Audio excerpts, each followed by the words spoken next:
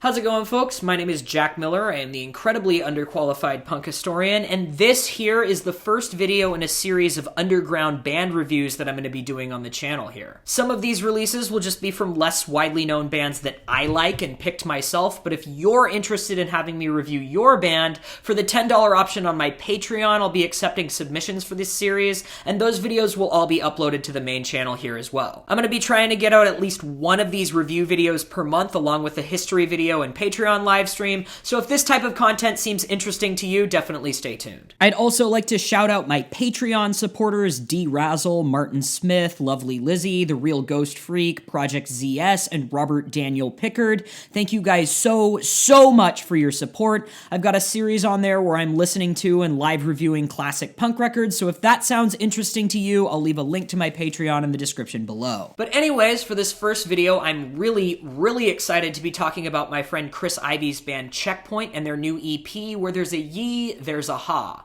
I've been a fan of CheckP01nt since their previous self-titled full-length from 2021, and I was thrilled to find out that Chris would be doing vocals for their next release when Zest played with his other band Knocked Down in California during our tour last summer. So just to set the stage a little bit, this EP is very much at home in the world of technical skate punk. I hear a lot of influence from the genre's staples like Strung Out, Propagandhi, and A Wilhelm Scream, and it shares a fair amount of similarities with some of the newer, more progressive bands like PMX and Fair Dues as well. Where There's a Ye, There's a Ha definitely wears its metal influences on its sleeve too, and although that's certainly become fairly standard for technical skate punk, I would be one to say that CheckP01nt is the kind of band that takes this concept to an even more extreme end. While thrash metal has traditionally been skate punk's favorite breed of heavy music, CheckP01nt's sound seems to draw a lot more from more extreme subgenres like death metal and even progressive metal. The band has always been very upfront about their deep roots in pop punk through their songwriting as well. And again, while it isn't uncommon for skate punk bands to borrow from household names like Blink-182, Green Day, and Sum 41,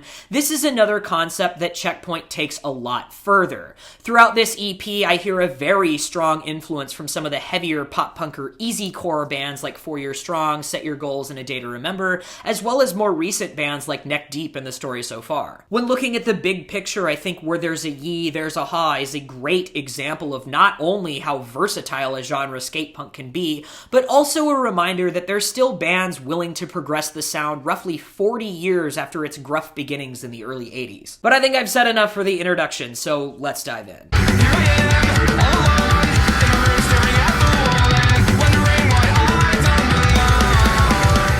The first 10 or so seconds of the EP's opener, LFG, starts off with these almost ambient, clean guitars that slide into a volume swell, and then it just hits you with this blistering fast drum groove and descending octave riff. I think this is a solid intro, especially for a skate punk record, and it certainly doesn't drag on or abruptly break in out of nowhere. But I do think the first verse is where the track really grabs the listener. Chris's vocals come in with this incredibly powerful tone that completely takes the spotlight, and the guitars transition into these super involved metal lead parts. However, the instrumentation here does still have a very rhythmic characteristic to it that keeps it structured enough to effectively complement the vocals instead of overshadowing them. The song's pre-chorus then builds the energy up even more as the drummer throws in blast beats every few bars, along with a call-and-response vocal from Chris and the band's bassist and producer Bob. And with the entire ensemble firing on all cylinders now, it almost feels like a release of tension when the instrumentation opens up into this very strummy melodic chorus. The guitars fade a lot more into the background, slipping into a simple chord progression and octave lead, and the drums follow suit with a more standard punk groove. The vocals, on the other hand, seem to retain the same energy as before, with Chris now reaching into the higher end of his range, and closing off the chorus with these anthemic vocal harmonies. This type of energy exchange between different instruments and parts seems to be a defining characteristic of CheckP01nt's music, and I find that it really highlights some of the most memorable parts of the EP. So I think LFG is a more than competent opener, ending on a very enticing note, as a first track should.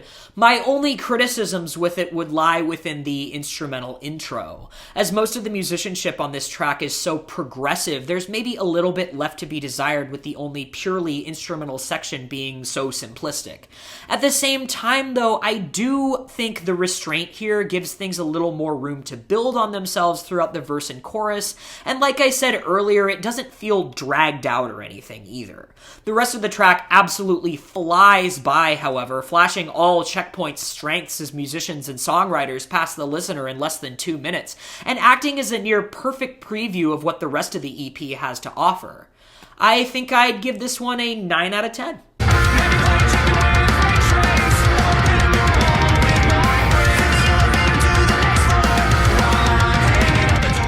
The second track, Professor Oak, Grandpa or Stepdad, opens with its first verse and doesn't waste any time diving back into the band's metal side, as we're hit with more shreddy guitars and blast beats right out of the gate.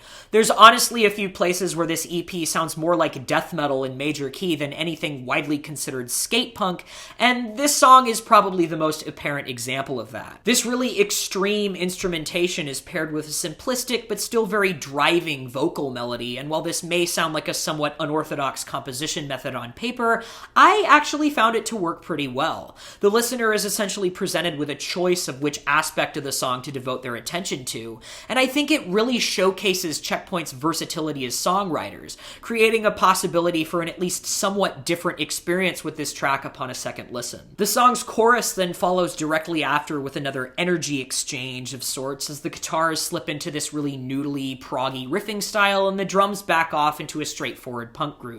The vocals become a lot more intricate here too as the call and response between Chris and Bob comes back, and the melody seems to rise and fall alongside the guitars in a very comfortable way that still allows both to maintain their own identities. The bridge is where I'd say this track really shines, however, dropping into this super bouncy halftime instrumental with tom-heavy drums and chuggy guitars. The vocals really cut through and catch the listener here too with this wavy melody, and the whole package perfectly captures that jumpy, poppy atmosphere that famously characterizes a lot of 90s skate punk. Professor Oak, Grandpa or Stepdad then ends after a second chorus, and overall I'd say this is another really strong track.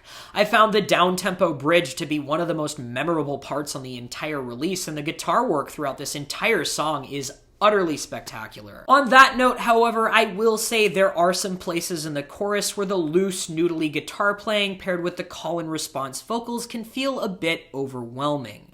While I do think they certainly fit well enough together to effectively carry the song, this chorus just maybe isn't as memorable as others because of this. At the same time, this track is certainly one of the more intricate ones on the EP, and I do applaud the band for what they did with it.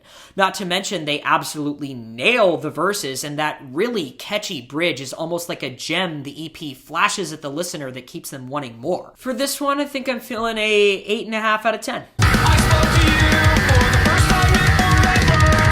Never knew how bad you fucked me up. The pain's all I remember. The EP's third track, 217, actually came out on a single a few months prior to the official release, and to put things bluntly, it set some pretty high expectations after only my first listen. This is very much the kind of song that grabs you right from the get-go, starting off with this open, energetic octave progression, and then blasting the listener with a booming drum fill before diving into the track's explosive first verse. And during that verse, Chris's vocals absolutely dominate. I would even go as far to argue that this track features his and Bob's best vocal performances on the entire EP, flowing very clearly over the strummy guitar progressions. Meanwhile, the incredibly fast drumming serves as a really solid backbone for the track, and I would say it pushes the vocal performance to the front even more. 217 really seems to build up its intensity towards the end of the verse as the listener is hit with more call and response vocals and metallic riffing, and I found this to be very well placed and a natural feeling transition into the track's melodic chorus. And holy shit, let's talk about this fucking chorus. The instrumental opens up again into another strummy chord progression, allowing the vocals to take complete control, washing over the listener with this big soaring melody that creates this almost Iron Maiden on speed sensation. Overall, I would say this is the most memorable part of the entire EP. In the second verse, we then see Bob take the lead vocals, which again, I would say is probably his best vocal performance on the EP as well. The lead guitar part also undergoes an upgrade of sorts, transitioning into a noodly lead riff, which along with Bob's lead vocals really gives this verse its own identity. Truthfully, the intensity of this song just keeps growing and growing until it reaches its midsection after the second chorus, where the listener is given a brief instrumental break before being pulled back in by this pounding breakdown. Chris's vocals return about halfway through the breakdown, with the drums slightly picking up to emphasize the shift in energy, and his delivery on this track continues to hit things out of the park with every single word.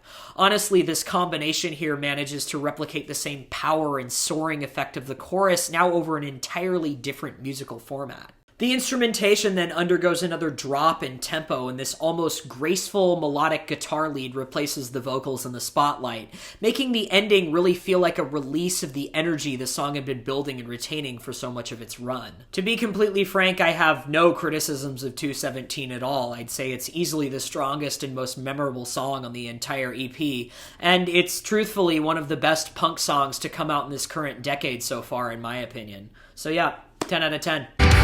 If you strike my artery, I won't pretend it bothers me. The fourth track, Outdated, sort of floats into itself with this volume swell, almost like the opener, but at a much more relaxed pace. Its first verse then hits shortly after that, and that's when this song really establishes itself as the EP's resident downtempo track, a fairly common practice in skate punk as we've seen over the years. Do keep in mind this is relative to the context of CheckP01nt's incredibly shreddy uptempo breed of the genre, however. Outdated still pushes on with a fairly fast-paced instrumental, but in comparison to the energy of the previous three tracks, this one kind of serves as a break, or almost a falling action to 217's climax. Outdated also sees Chris's vocals relax a fair amount, exchanging the energy he'd consistently delivered up until now for a more complex melody, and this is especially apparent when the song reaches its pre-chorus. Here we see the instrumentation back off more than it ever has for the EP's entire run, save for the ambient chords in the very beginning, showcasing these really jangly, clean guitar parts and softly sung vocals, where the drums gradually build everything back up into this really floaty, gliding chorus. And it maybe doesn't have the same rapid, soaring sensation of 217, but it definitely still garners itself a memorable enough identity. The intensity of this track does pick up after the first chorus, however, slipping into more pronounced metallic instrumentation during the instrumental break and second verse.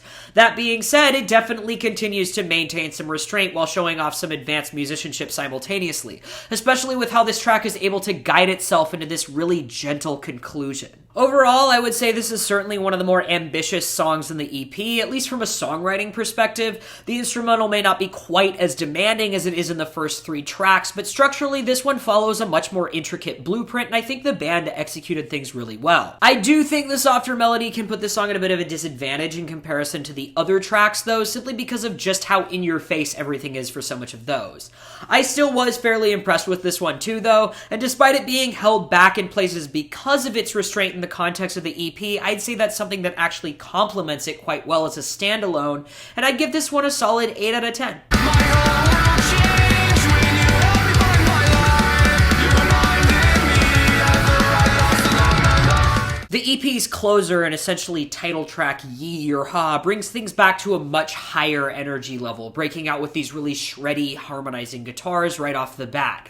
The track then leads us into a short verse and a guitar interlude characterized by an octave lead, again pulling from the band's roots in 90s skate punk. Although the vocals certainly have a presence here, this is another place on this EP where the guitar instead maintains a more prominent role. And then Chris's voice takes the spotlight when the song reaches its first chorus. This is another great example of CheckP01nt's energy exchange concept, and I think it really helps to highlight the chorus's more powerful attributes like the call and response between solo and harmonized vocals. Coming out of the chorus, the track then drops off into another clean, jangly guitar part beneath these almost spacey, soft vocal harmonies, and I think they really hit things home here with the change in volume. While some of this might be the result of the now slower tempo, this melody is still incredibly memorable, much like that of the song's chorus, and the track makes this transition into such a contrasting part feel very, very natural. The louder instrumentation then drops back in about halfway through the bridge and guides the listener into a very slow, heavy outro, with the lead guitar creating another melodic release sensation.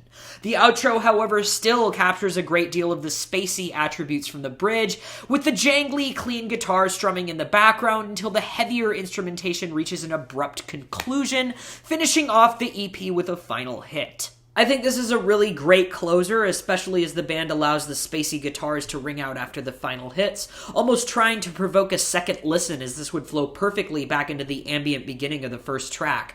My only criticism here would be that the first verse does leave the vocal performance feeling cut a bit short, but I think the riffy melodic guitar interlude still does a reasonable job of filling in the gap, and I'd give this one another 8.5 out of 10. So overall, I have to say I was more than impressed by this release. Like I hinted at earlier, this EP is a huge step up from Checkpoint's full length from 2021, which was certainly a high quality release in its own right.